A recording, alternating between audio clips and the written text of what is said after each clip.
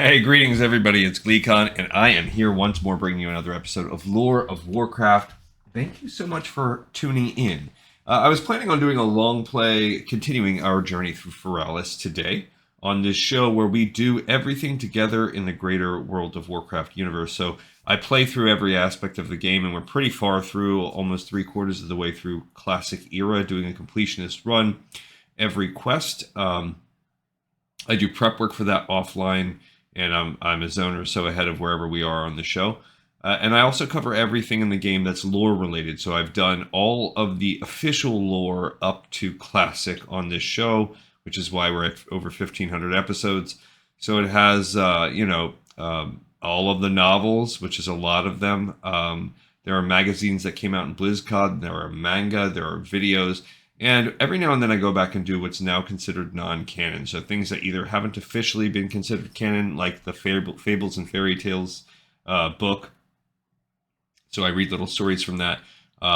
Things that are like the Dungeons and Dragons material or whatever. And things that have been retconned, such as the now defunct Wowpedia or World of Warcraft Encyclopedia articles. So this is kind of a spin-off that we're going to cover today, called The Burning Crusade Town Hall, History of the Blood Elves. So stay a while and listen as we jump into this. The reason why I'm doing this today instead of that is because I forgot today was Tuesday, and I'm in my work from home cycle, so my record times are a little different. I normally record in the evenings during the busy time of year, but I can work from home this month, so it's flipped it. I like to start with my record and then get to my work and businesses later. So what even though this is called Burning Crusade Town Hall, I think the story might have come out in preparation for the Burning Crusade to explain the history of the Blood Elves. But it is the things that are occurring, at least chapter 1 here, the founding of Quel'Tha Loss. And we're going to just read all of them, and it kind of tells you where they go through. So it's going to lead up. It's going to go past a little bit where we are, but that happens as we do this non-canon lore. It kind of weaves and takes us through. Again, this site right here, I'm not sure. It says this article is a copy of the Burning Crusade Town Hall, which was an official article by Blizzard Entertainment. It presented information about a variety of things in the World of Warcraft universe. The original article, formerly located at that, did not survive the overhaul. So you can find things like this restored lovingly by Wowpedia. You can also find them in the Internet Archives or the Internet Time Machine or Time Capsule, something like that, in their original forms, where it's basically screen grabs of sites periodically before the big major updates. All right, so the founding, we're going to read all 6 chapters, and then it gives you a little bit of other links. Gives you a link to an article on Prince Kael'thas Sunstrider, which I believe we already read. Lorthamar Throne, which I believe we already read. Alderon Brightwing, I don't think we've read that one. That'll be in the future. And Grand Magister Rolmath, we'll read that in the future too. Okay, so let's get going on this. And then tomorrow I'll drop a long play. Give me a little bit more time to continue pressing forward on Felwood. Felwood is, in some ways, it's a small zone. It will be kind of quick, but I'm to this point where I'm cleansing the corruption with it on my playthrough, and I have to kind of see how much of it will actually be physically possible on our playthrough. There might be a couple quests that just aren't because they're tied to professions. We could potentially do, I mean, I have an engine. We have blacksmithing and mining on our run, and leatherworking and skinning. And then I have a character, the dry run, that does herbalism and alchemy, and tailoring and enchanting. So the only thing would be if there's one tied into engineering. We might not be able to run that one on camera. I could probably do the rest for us for fun, because I believe they're all repeatable. Almost 7 millennia before the First War, the exiled High Elves landed on the shores of Lordaeron to seek out a new home. These outcasts were led by Dathramar Sunstrider, whose surname meant "he who walks by day." Cut off from the powerful energies of the Well of Eternity and no longer immortal, many of the High Elves died from exposure or starvation during their long journey. In addition to these hardships, the Elves were forced to flee the site of their first settlement, Tristful Glades, due to a mysterious evil influence that drove many of their number mad. As they pressed, I guess that's just a weird, vague thing. Again, I talked about this in the in-game lore that we did that called the Founding of Quel'Thalas, based that's where this first chapter's information comes from. But I almost wonder, was it like a geographical reason to send them away from the actual more relevant shore? As they pressed further inland, the High Elves developed a blood feud with the cunning barbaric trolls of Zulaman, who controlled most of the northern reaches of Lordaeron. Finally, the exiles reached a region whose forested glades reminded the High Elves of their distant homeland in Kalimdor. The elves drove out the resident Amani trolls and founded the kingdom of Quel'Thalas. Using a vial of sacred water stolen from the first Well of Eternity, the High Elves created a fount of mystical power at a convergence of powerful ley energies in Quel'Thalas. They named this fountain the Sunwell, and its potent arcane magic fed and strengthened all High Elves on Azeroth. Thus the city of Silvermoon was established. The power of the High Elves grew, and they cast an enchantment on the forest that would keep them bathed in eternal springtime. Elven magi crafted monolithic runestones along the borders of Quel'Thalas. These massive stones powered a magical shield intended to mask the elves' magic from extra-dimensional threats and protect the land from invasion. The hard-won peace of Quel'Thalas would endure for roughly 4,000 years, and if you want to hear me talk more about that and have a little bit more detail on that, I would suggest that you check out a few episodes ago, my last in-game lore episode. By the way, you may not have seen me post yesterday because I did add an additional episode to the Patreon. I do this same service for Assassin's Creed and the lore of Assassin's Creed. Channel I added on a video where I covered a hard, obscure, Europe-only limited edition black. It's called the Assassin's Creed Black Limited Edition that was released only in parts of Europe and Australia.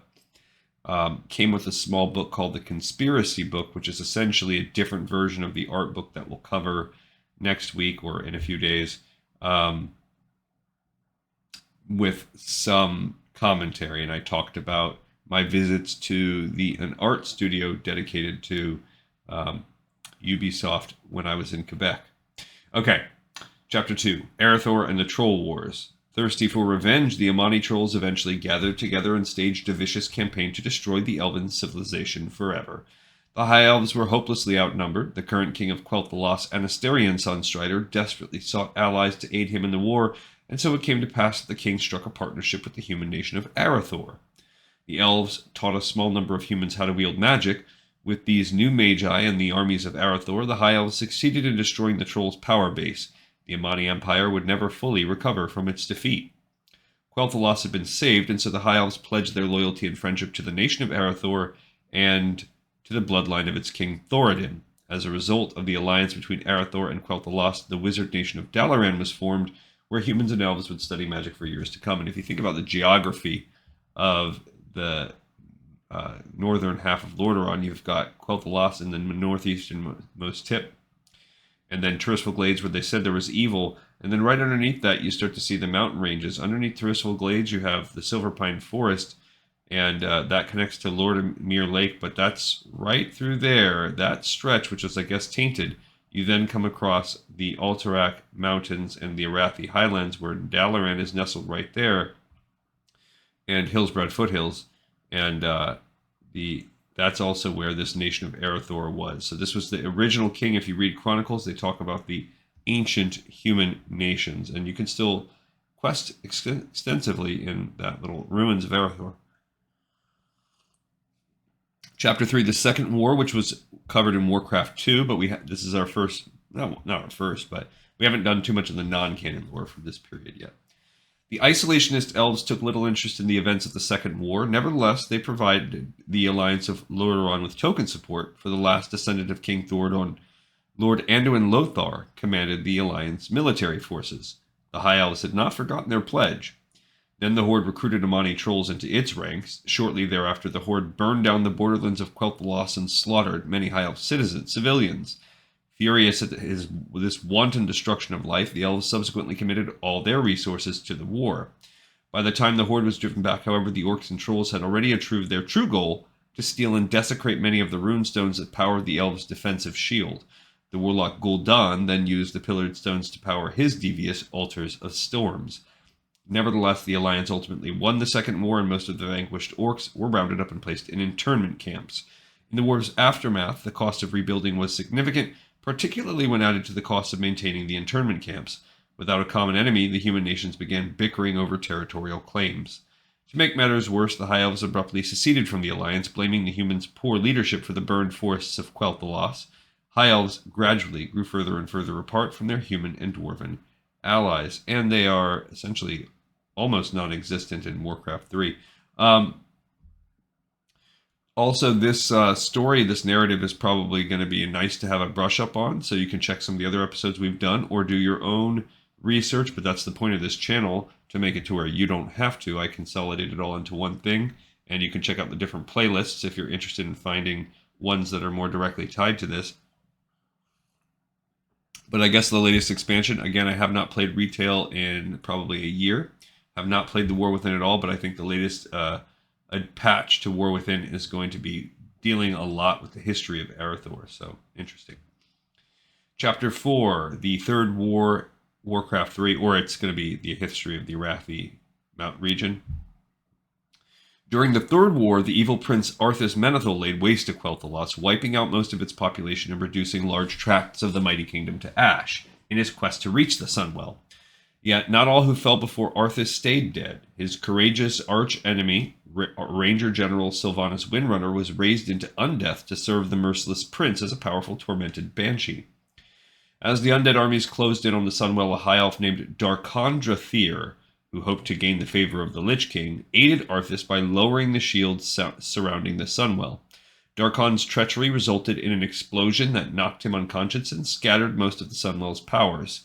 The wizard Borel, also known as Krasis, and the dragon Corielstraz sensed the mystical energy being unleashed and succeeded in trapping a portion of it inside an avatar disguised as a young human girl, Anvina. Unaware of Borel's deed, Arthas then used the remaining energies of the Sunwell to reanimate the spirit of Kel'Thuzad in the form of a nightmarish lich. Now, those stories, this line is taken from a lot of side lore and novels. So novelizations of the game came out where Krasis was involved, aka the dragon Corielstraz. Also, the War of the Ancients had come out where he played prominently. And a side story, this is never mentioned in the game, but about the Blue Dragon flight and Anvina, and later on some retcon stories about it, have all been released, and we've read them on this channel over the years. So there's a very deep, interesting story in this, buried in this one sentence here. In the aftermath of the battle, King Anasterion lay dead, along with the members of the Convocation of Silvermoon, the High Elves' ruling body. Lor'themar Thoron, Sylvanas Windrunner's second-in-command, assumed temporary leadership of the High Elves, for the true heir to the throne, Prince Kael'thas Sunstrider, was still in Dalaran. The few remaining High Elves to survive the Scourge's invasion quickly grew ill and apathetic. It became clear that the High Elves had become addicted to the Sunwell's arcane energies. Being constantly suffused in magic had fundamentally changed their race. Now that the source of their magic was gone, they were suffering acute pangs of withdrawal. And that's essentially, you do encounter some High Elves in Warcraft 3. And you actually encounter some in Era, but they're very rare, few and far between. Some of them are stationed in Stormwind, and you find a couple where it's arguable, are these High Elves or Blood Elves? Because at this point in time, the differences are slight, maybe some eye coloration. Chapter 5, Rise of the Blood Elves. Prince Kael'thas was the last of the royal line and a member of Dalaran's ruling council, the Kirin Tor. When the Sunwell was defiled, he was studying magic in Dalaran. He returned to find his homeland in ruins and most of his people dead. He realized that the surviving High Elves were all suffering from the same lethargy which had been brought on by their loss of magic. Determined to salvage what he could, Kael'thas rallied the survivors and renamed them the Sindarai, or Blood Elves, in honor of those who had fallen to the Scourge. I don't know that that's the best way of saying that, like honoring them, but it is a cool name, and it does fit with their eventual Horde aesthetic. Thirsting for vengeance, Prince Kael'thas and the healthiest of his warriors immediately joined the campaign against the Scourge in Lordaeron, while Lor'themar and a ranger named Halduran Brightwing remained behind to safeguard the land and seek a cure for their people. In joining the Alliance resistance forces, Kael'thas and his people were met with suspicion and outright hostility, particularly from the prejudiced human Grand Marshal Garithos. Garithos assigned the Blood Elves increasingly difficult missions until Kael'thas was forced to accept the assistance of Lady Vaj and her Naga. When Garithos discovered that the Blood Elves were working with the Naga, he felt that his distrust had been vindicated. He imprisoned the hapless Blood Elf soldiers in the dungeons of Dalaran and sentenced them to execution. Also, I believe he was being manipulated by the Dreadlords in that. And this is all from the expansion to Warcraft 3. Fortunately for Kael'thas, Lady Vaj arrived in time to break the prisoners free. She then led them to the portal that Kel'Thuzad had opened during the Third War in order to allow Archimonde entry into Azeroth. Kael'thas and his warriors followed the Naga through the portal and into the shattered realm of Outland. There, the elves met the one being capable of putting an end to their painful hunger, the renegade demon Illidan Stormrage. Most of Kael'thas' group chose to stay in Outland, but Rawmath was sent back to carry a message of hope to those Blood Elves remaining in Quel'Thalas. Rawmath accomplished his mission, relaying tales of a glorious promised land, spreading the teachings of Illidan, teachings which Rawmath smoothly attributed to Prince Kael'thas, and planting the notion that Kael'thas might one day return to lead his people to paradise. Rawmath has since remained in Quel'Thalas to help rebuild and await the prince's return, which kind of explains why there's this split, why you have a huge population of Blood Elves in Outland when the Burning Crusade starts, but why they also have a Blood Elf nation in Silvermoon still. That brings us to our final chapter of today, Chapter 6, Reconstruction. Months later, the traitor Darkhan, now a powerful agent of the Scourge, returned to Quel'Thalas. There he battled the avatar of the Sunwell Anvina and a band of heroes aided by blue dragons. Despite the magics he wielded, Darkhan was destroyed in the end. Under the watchful protection of Lor'themar and Halduran, Anvina has decided to stay in the ruined city and begin the process of renewal. Only a handful of individuals know that Anvina is actually the avatar of the Sunwell's power. Lor'themar and his people keep this secret tightly guarded. Meanwhile, Rawmath and the new Order of Elven Magi made great progress in tutoring their brethren to manipulate arcane energies. Soon the spires of Silvermoon rose skyward, once again powered by volatile magics. The Blood Elves have even begun retaking portions of Eversong Forest. Emboldened by the promise of Kael'thas' return, the prince's weary people now focus on regaining their strength and forging a new path into an uncertain future. And I feel like that is basically a summary of the intro chapter zone if you play as a Blood Elf character or bring a character over there to pretend to be Blood Elf, which I love to do that. And people are like, what the heck is this level 1 like gnome doing running around Silvermoon? It's kind of fun. But that's kind of a very, very truncated version of that story, which we haven't really covered because that's technically Burning Crusade. It's getting a little tiny bit ahead of where we were at. All right, guys, so tomorrow you'll get to see me do an episode where we continue going through Feralis on our enhancement shaman. We will continue. I think we have one more little side article, one of these that we'll probably read as we continue to really press forward and get closer and closer. We have some other things that might come up soon. We have a novel, actually. We never read the novelization of the cinematic universe. So soon, right around the time of Warcraft 1, when we get to the non-canon lore, like maybe a few weeks from now, we're going to hit the time when the one and only Warcraft movie dropped. Mixed reviews. We can't do an official watch together because that'll violate YouTube's terms of service. But I am considering doing a script read-through if I can find a good script. I think I can because it's a movie. And then separately doing a read of the novelization. There's some comics and there's some things tied into that film alternate universe. It's considered an alternate universe. It's not considered canon. But those things are coming up in a few weeks, and it'll be the first time in a while that we've read a novel, so that'll be fun. It might also give me some time as we play around with that to get ahead of the game where we're at, because it's, you know, I play slowly. I like I've said before, I don't play as much games outside of this show. All right, everybody. Thank you so much for watching, listening, and tuning in. I love that you joined this with me. If you liked what you saw, like, subscribe, put a comment, like the video. Go ahead and check out the Patreon if you haven't already checked that out. If you want to dip your toes in the lore of Assassin's Creed universe that I have created. And yeah, tell everyone that you know that GleeCon is going to keep cranking it out day by day. Today's episode, in the pipe, 5x5.